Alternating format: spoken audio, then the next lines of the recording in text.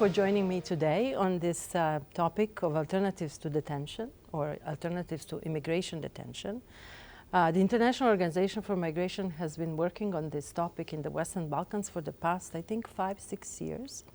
We have tried to advocate for this process to take off, I would say, rather successfully. I think if we look back at today's conference, I think we have come a long way from 2021 when we had a similar event. I invited you, my colleagues and also friends, if I may say so, to join me today to have this conversation on this instrument, very important instrument for managing or governing migration. So maybe Nicola, with you, you don't need introduction, but maybe for the purpose of a wider audience, you can quickly say a few words about you. Okay. Well, Donatella, thank you for having us. It truly is an honor and pleasure to be here. So, my name is Nikola Kovačević. By profession, I'm a lawyer. I like to call myself a human rights lawyer involved in the field of protection of human rights of people on the move, refugees, asylum seekers, and migrants. Also with narrow expertise in the rights of persons deprived of liberty. So I think that this is probably one of the reasons why we are all together here, and I'm looking forward to this conversation. Thank you, Nicola, and also thank you for joining us not only today, but in this journey of bringing forward this issue. And Bogdan Krasic also, he is with us from the International Detention Coalition, a very renowned and prestigious NGO working for this, or a think tank. Maybe Bogdan, you want to say a few words also about your organization and also your work in it. Thank you, Donatella, for the invitation to this event. I have been working on the human rights issues for over 10 years with both of you in many different capacities, and right now I'm the Europe Regional Manager at the International Detention Coalition. I'm glad that we are starting to work also on the region where I'm from, even though this wasn't the focus for many years. So congratulations on moving this forward in the last couple of years to this event that we had today. IDC started many years ago in Australia, and then it has expanded to different other regions advocating for alternatives to detention. And we have achieved great results in many parts of the world.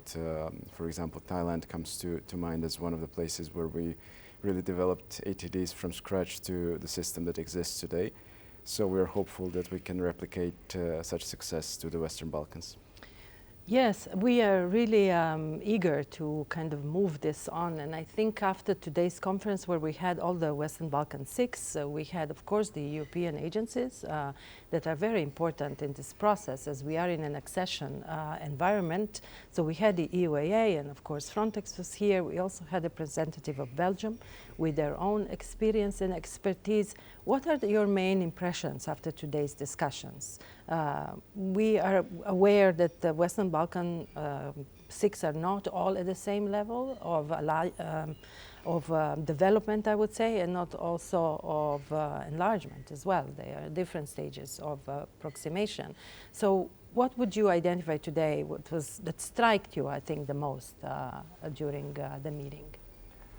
Well, there are many positive impressions, and in my opinion, I believe that after these 2 days, in which we had very fruitful and sometimes even intensive exchange on different topics, experiences, legal analysis, I believe that after these 2 days there is a consensus on the importance of further development of alternatives to immigration detention, that the countries have become more aware of the state representatives, that this is an ongoing process, and it is inevitable that at one point this topic will have to expand more in the Western Balkan region, not only because it is related to constitutions and the laws of these countries or the international human rights obligation, but it has become a very fundamental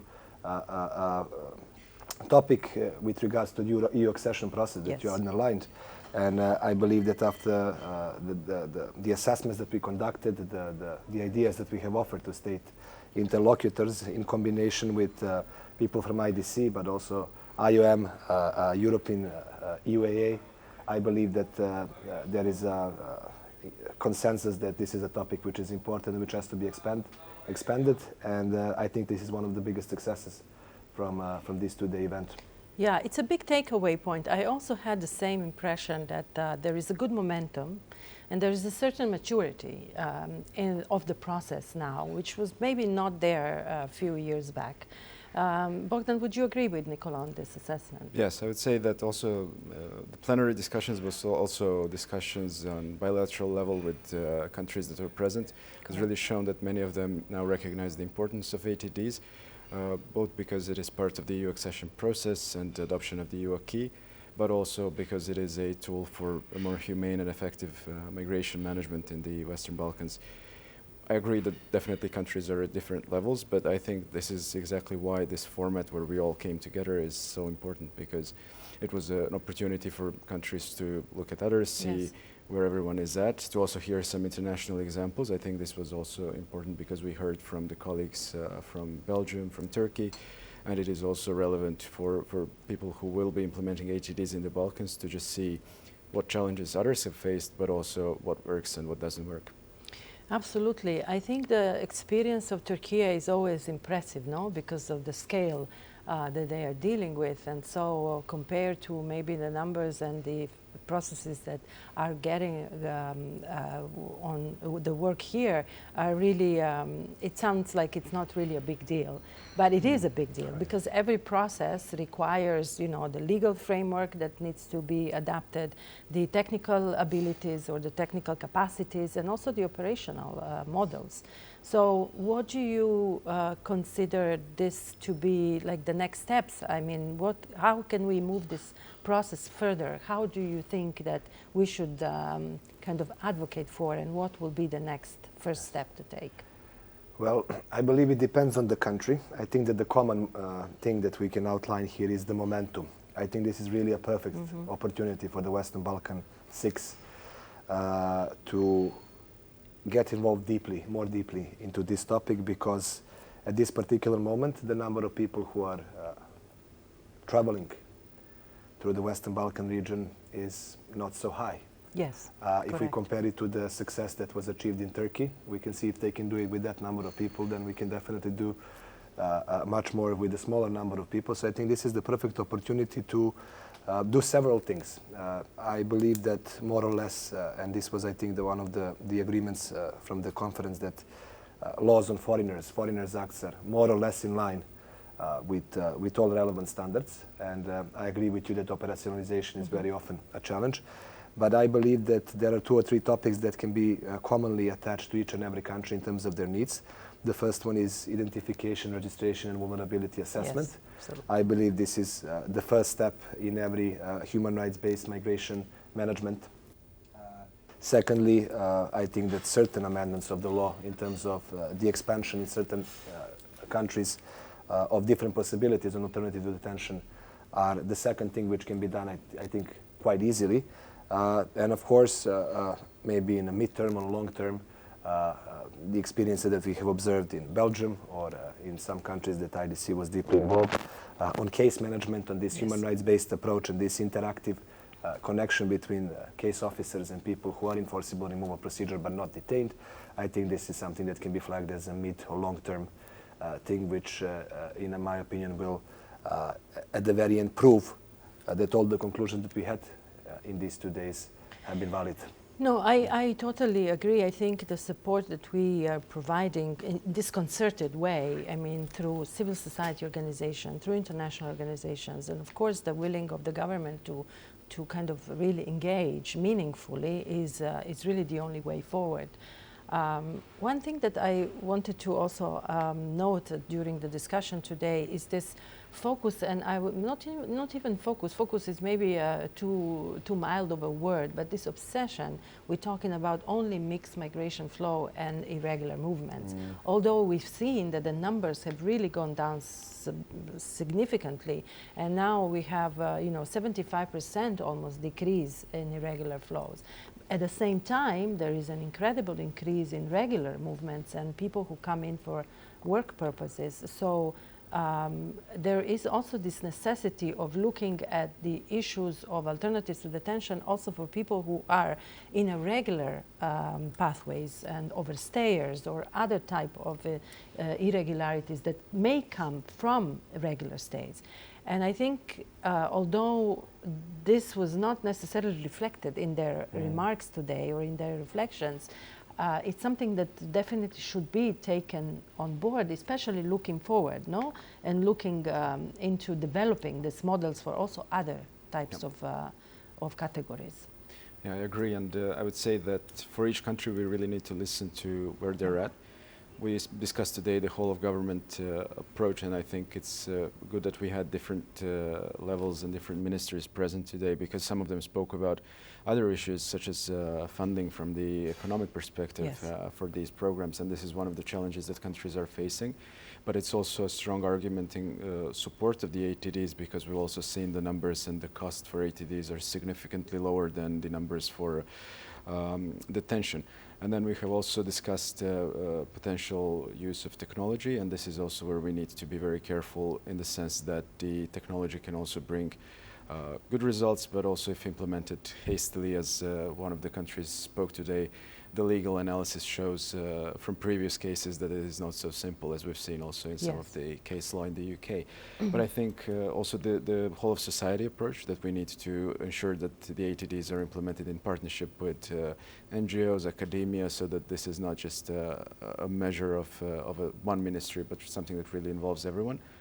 And I would say also on the measures themselves, I would agree with Nicola that we need to move towards case management, which might not be so developed in the Balkans, but which has shown the most promising results.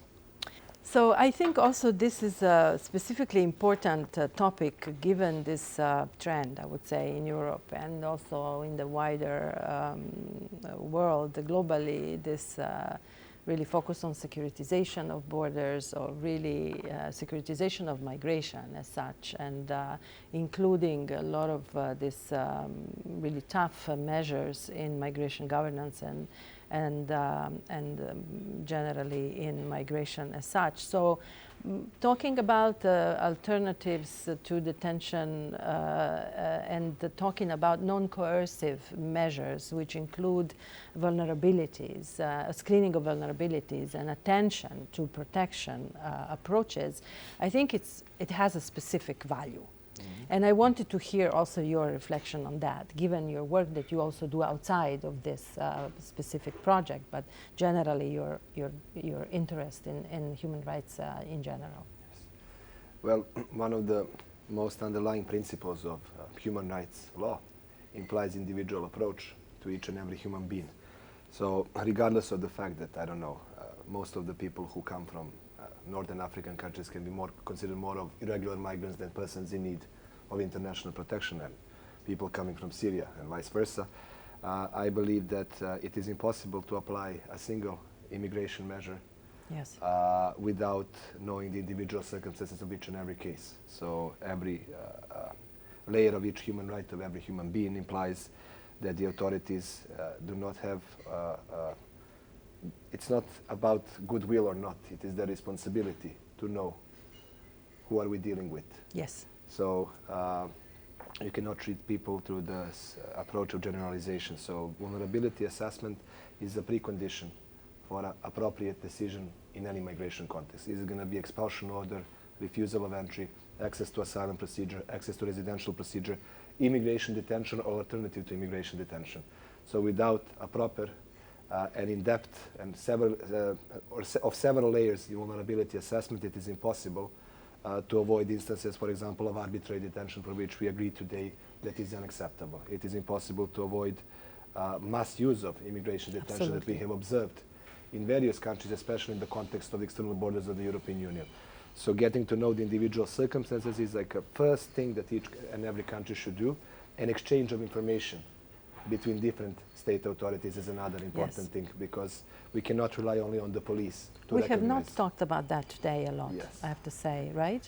What What do you think that is? We saw good examples of cooperation, or let's say checks and balances between, for example, the ombudspersons and the state authorities, but we did not talk a lot about the exchange of information vulnerabilities, which is also a part of a in-depth case management system where there are also adequate, maybe even digitalized databases which can be accessed by, I don't know, Center for Social Works, bodies which are dealing with survivors of human trafficking, or Ministry of Interior or Border Police officers.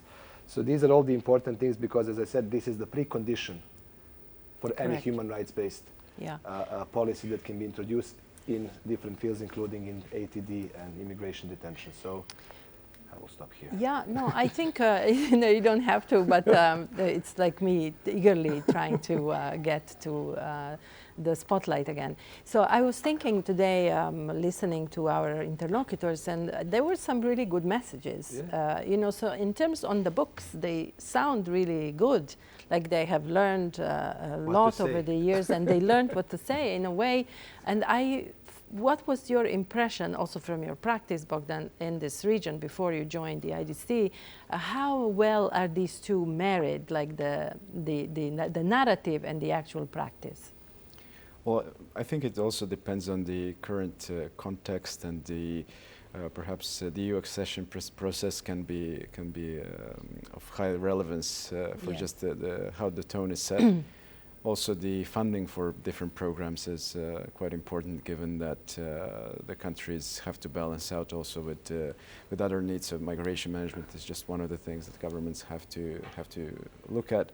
So I think those processes, when it comes to the EU accession, are really the most relevant when it comes to this. And I would say that this is also why it's important to look at some of the examples, because we discussed today that the EU acquis allows for certain things, but it doesn't mean that we have to use detention unless we have to. So many countries are an inspiration in the EU itself. Belgium is just one of them, but also Ireland, Spain. There are many good examples. That was a very important moment, I think, today, the discussion that, and in the direction in which it went.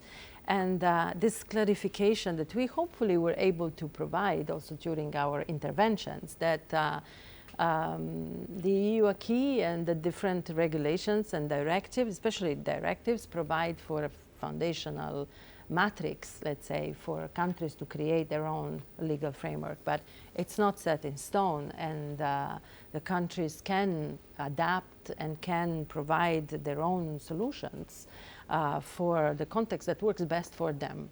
And I think a lot of that needs to be repeated and showcased so that it could really sink into their practice. Don't you think that that was kind of the takeaway? I fully agree, and someone even called it, maybe it was you, a minimum set of standards. Yes. But the EU acquis, or the so-called European values, I think they are extracted from the human rights values, which are not European or Asian or African. It's a set of fundamental universal values that belong to all of us, and predominantly developed primarily on the level of the United Nations, like the GCM or GCR. So it goes wider than European Union. It is based on the most fundamental principles of human rights, such as non-discrimination, jus cogens, and so on and so forth. So I think that European Union sets a good example in many fields which are related to human rights of people on the move, but at the same time it does not prohibit non-European member states of EU candidate states to develop their own practices and carve them in a different way depending on the context, but also in line with the most fundamental principles of human rights in general. And I think that European Union is also like the countries in the Western Balkan. We can also say for the countries in the European Union, they're all also different contexts, different geographical positions, different policies, unfortunately, sometimes even negative with regards to the rights of people on the move. So, as I said, it's a very good guidance, and we should follow it, but we should not exclude the possibility to use additional useful instruments from international human rights law in general. Absolutely, and I think we always stress this fact that it's not only European practices or standards or principles, but international ones as well, that are sometimes better or more developed or allow for improvement of both. So I think it's an important message to be repeated to the countries here. One of the things that also was clear today, and I mean it was clear before today, but I think we all knew somewhere, that detention here is not applied systematically. It's not a big concern, let's say, However, I think that now with this, let's say, focus on returns that the EU has put forward on the agenda for accession, especially also within the EU Western Balkan Action Plan, that may become more of a center of attention, and we will maybe yield stronger practices in this definition. So in a way, Nicola, you said during the meeting, it's a perfect timing to also now invest in this practice of non-coercive practices, right? And not to fall into the trap, if I can call it, to use systematic detention without really having the necessity to do so. Do you think that this was clear also from the discussions today? I really hope it was. Yeah. Because, as I said, we should be proud that several hundred people in each country is detained every year. So this is nothing in comparison to, I don't know, a lot of countries around the world, including in our neighborhood. Yes, I agree. So this is, and regardless of the quality maybe of the decisions, and like maybe some of these people also were not supposed to be detained, but they were. But I think this is a great momentum to establish a system of safeguards, because detention in itself is not prohibited under international law. Correct. But it has to meet certain criteria. And there are two purposes. One is to prevent unauthorized entry, to assess whether or not somebody would enter. The other one, forcible removal. And that's it. We cannot use, for example, detention that is used in many jurisprudences to discourage people of coming to seek safety, regularization, and so on and so forth. So I think this is a very good momentum to establish the system of safeguards where immigration detention will be used as a part of sovereign right of the state to control the movement on its territory, which is perfectly fine. But as I said, there has to be a balance between two not conflicting but overlapping interests, which is the sovereign right of the state to control entry, stay, and expulsion from its territory on one side, and human rights on the other side. Yes. So the human rights policy should carve security policies, and I think we tried to underline this today, and I really hope that it was left in the conscience of the participants. Yeah. Yes. I think so. I think one of the things also that it became clear over the years of us working in this field is also that you cannot look at one aspect of migration governance in isolation of the entire pathway. So entry, stay, and exit, it's a continuum. And depending on how you start your, let's say, migration journey screening process, it will yield or it will lead to a number of other problems. As if when you enter the wrong train, each station or each stop, it's wrong. Similarly with this. So I think it's an important topic to kind of continuously raise with our counterparts. One thing that I wanted to ask you also, just to kind of reflect a little bit on your motivations and reasons behind this work, is like what kind of experiences from your work globally you can identify that can be used in the Western Balkans or transposed into the Western Balkan context? It's in a specific context, so it's not a highly problematic context. It's enlargement and EU accession context. The funding is not too unavailable, I would say. It still yields some interest from donors. There's a lot of presence by international organizations. So how do you see what you have learned or experienced globally can be transposed here? Maybe we start with Bogdan this time. I think if we look at the global cases, we see countries with different migration management policies. But one thing that stands out is that there are many countries that are interested in implementing pilots to understand what is it that would work and wouldn't work in their context. So we can only speak about the standards together like this as sort of a precursor to potential implementation in the future. One country that comes to mind, for example, is Australia. It's a country that's been known for restrictive policies, but from our experience, a country that's also been very interested and keen to implement pilots to better understand how to make the system more effective, how to make it more humane, how to make it more efficient in many ways. So for that reason, I think it would be good to also have a similar approach in the Balkans for the countries to actually try and implement case management as an alternative to detention. and then to understand what are the lessons learned specifically for this context. That's a very good point, because I think a lot of the people, including me today, had this misconception that alternatives to detention is very much accommodation focused. And so it was a really important element of, I would say, clarity to actually understand that case management may be actually the right answer for this region. And piloting case management, as we have seen from the Belgian cost effectiveness analysis, it's very cost effective compared to any other solution.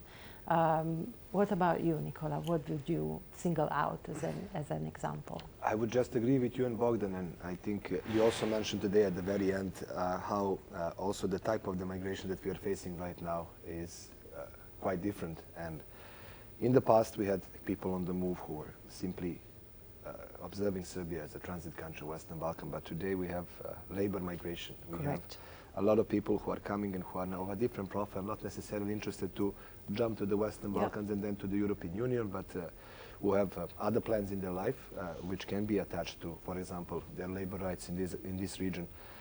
So I truly believe that this kind of category of people on the move would allow us to develop more instances of case management. And if I go back to your previous question, because I want to, maybe Bogdan knows more about the good practices on ATDs, but I, unfortunately or fortunately, serving as a member of one international body, had the possibility to observe many countries and many immigration detention policies which are definitely proving why ATDs are better than automatic detention. So I can briefly reflect on some of the findings of the CPT in the reports which were published.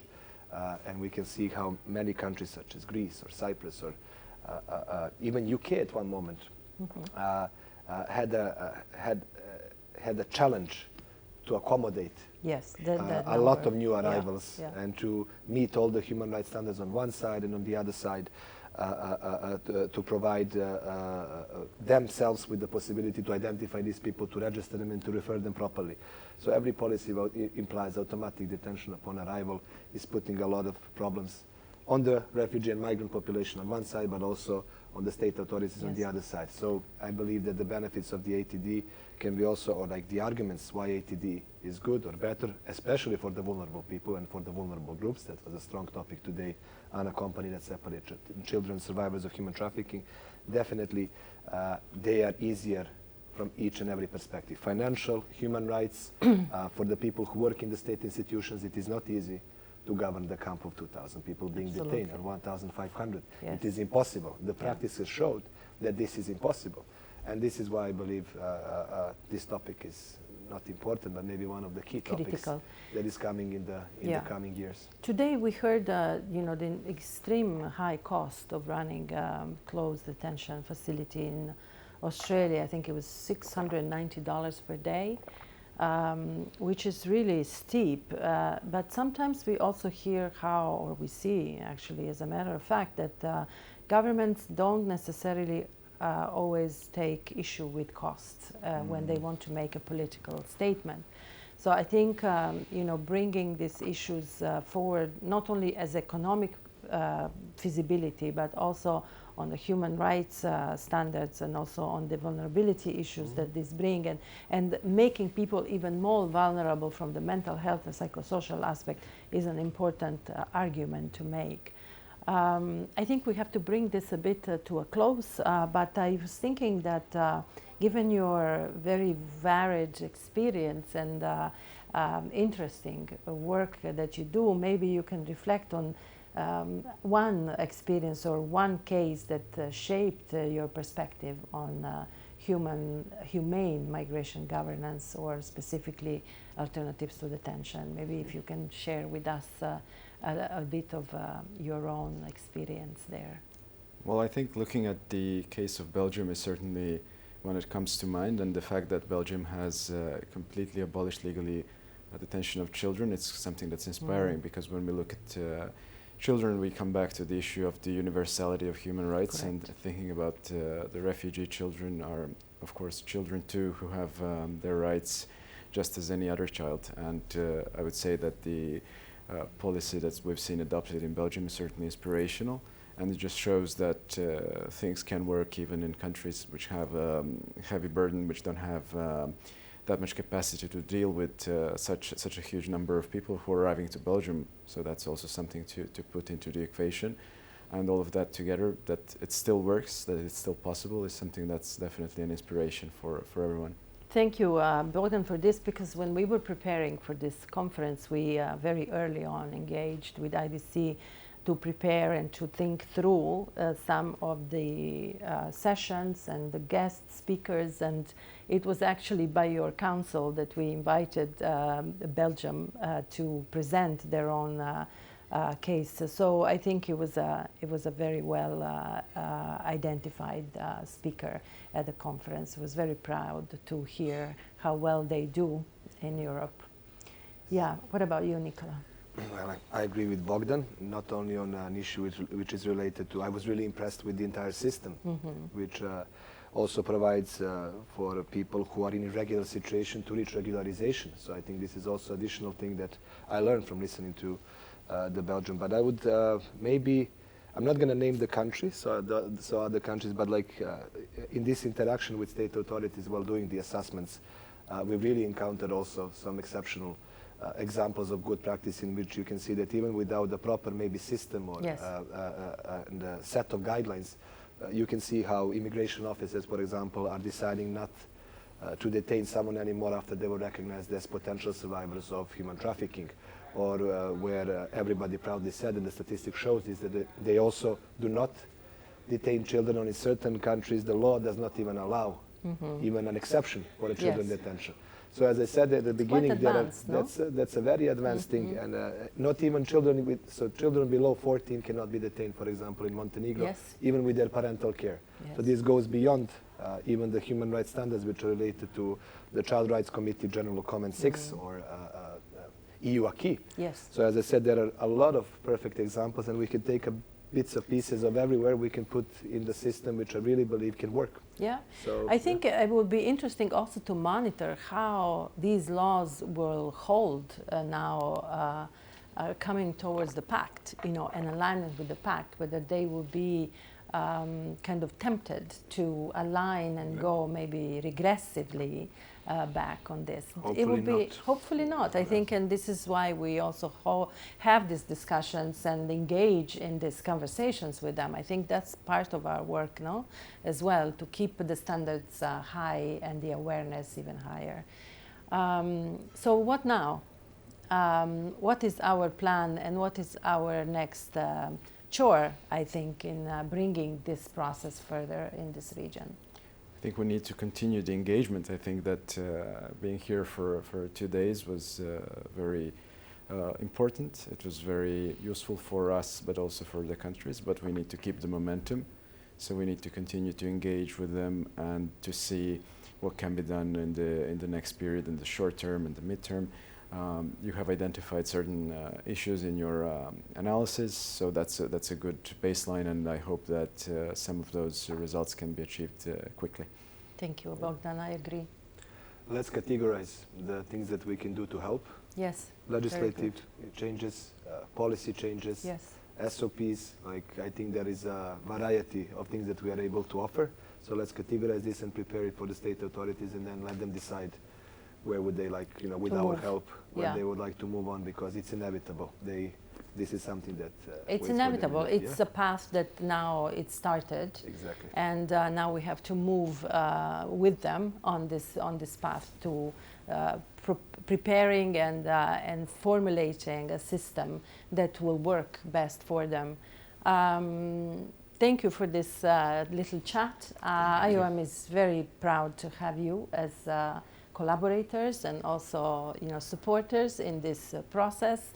I hope we can work together on this in the future and talk more, maybe in a similar environment. Thank you very much, Nicola. Thank you, Bogdan. Thank you for having us.